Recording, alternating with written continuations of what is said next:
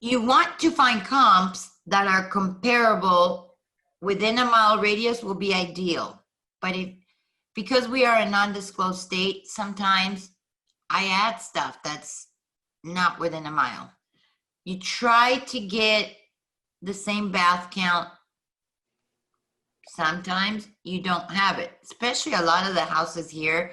Majority of them, you'll have a high percentage of just one bath. So luckily enough, all these are 2 baths. This one's smaller actually.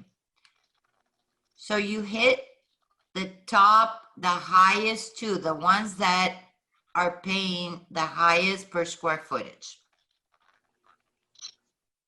And you just showing what's out there. You are not the one that's doing the work for your buyer. You are trying to get him as much as you can, but they still need to do their due diligence.